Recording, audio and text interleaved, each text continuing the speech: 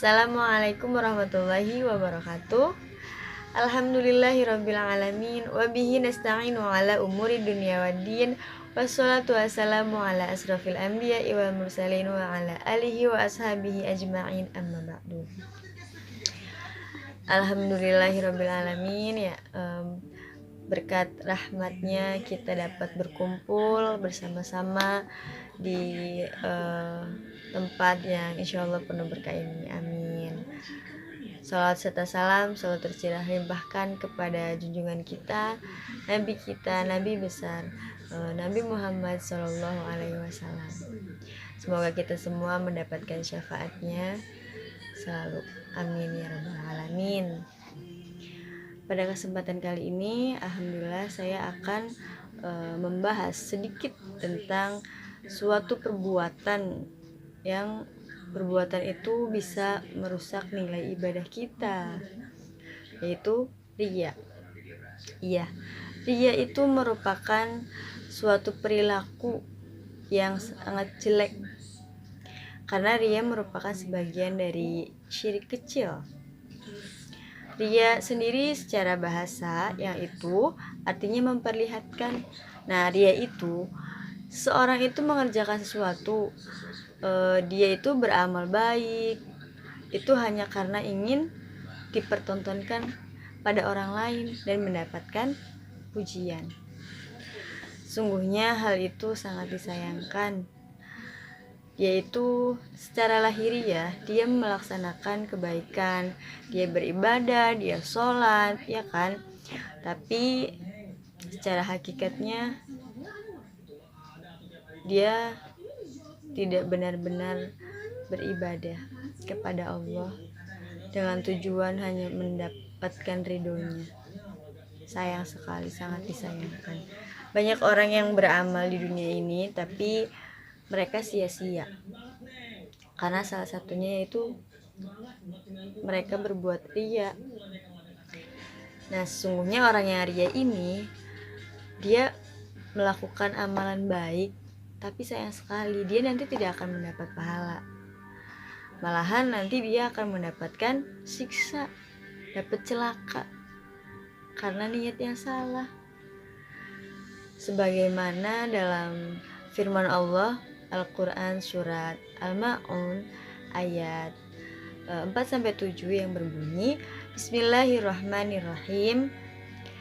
Fawailul lil musallin alladzina hum an salatihim sahun alladzina hum yura'una wa yamna'unal ma'un. Nah, artinya yaitu celakalah bagi orang-orang yang sholat, yaitu orang yang lalai dalam sholatnya, dan juga orang-orang yang berbuat riya dan enggan untuk menolong dengan barang yang berguna. Nah, dalam cuplikan ayat ini, dalam sepenggal ayat ini dijelaskan bahwa bahayanya orang-orang yang riya, karena dia nantinya akan celaka. Sungguh sangat disayangkan ya. Misalkan teman-teman nih,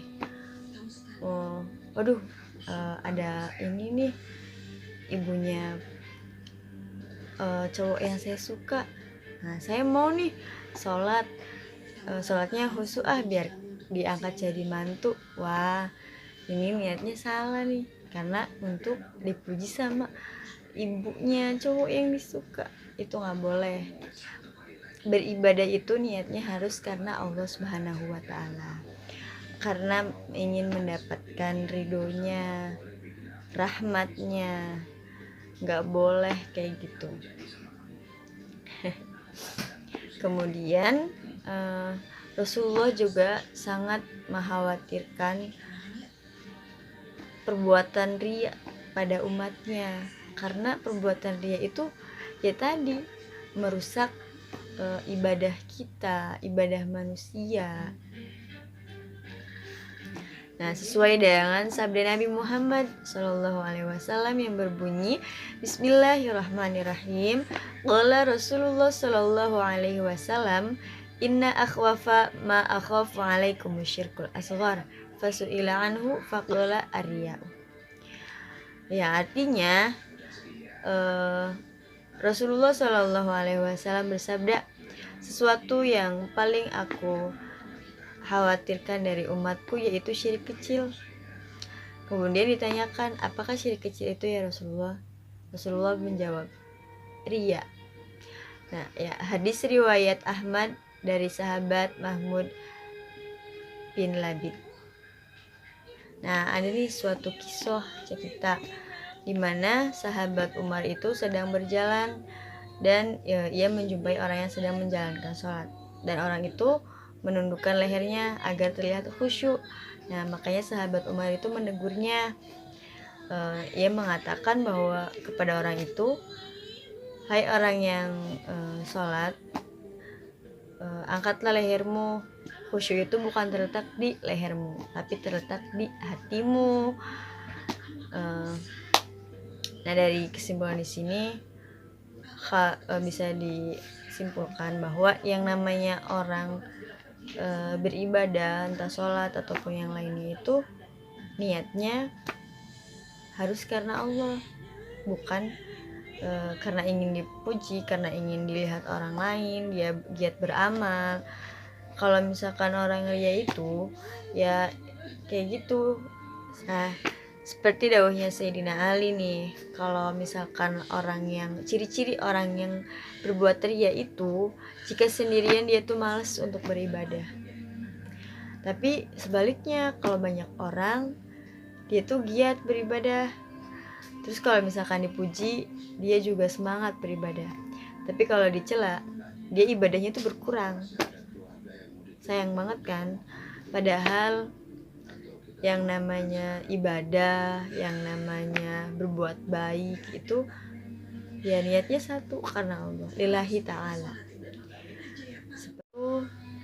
Nah, kita itu ibadah itu harus ikhlas karena Allah, niatkan lillahi ta'ala.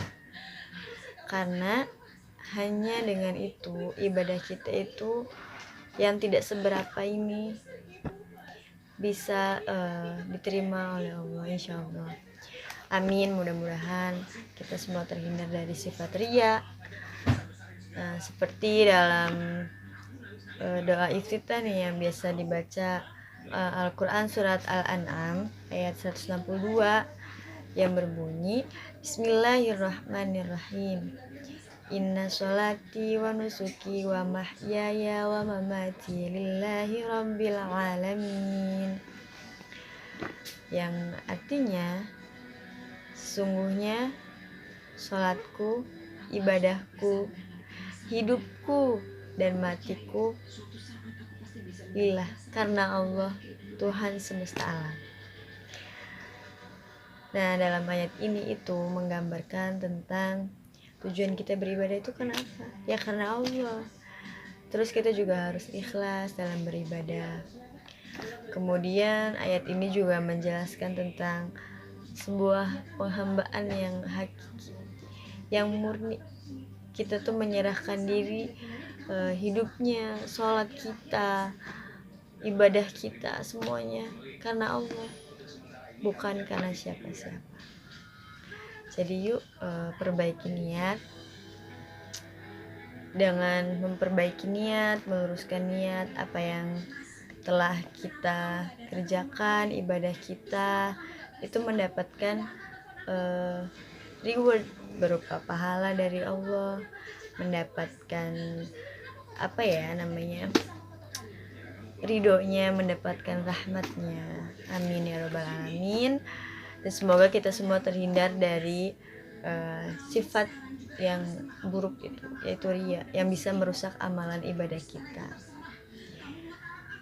Dan kita sama-sama berdoa ya, supaya kita itu menjadi hamba yang ikhlas kalau beribadah, ikhlas karena Allah Subhanahu wa taala, bukan karena yang lain.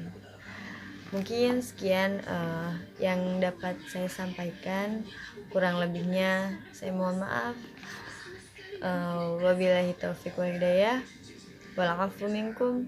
Assalamualaikum warahmatullahi wabarakatuh.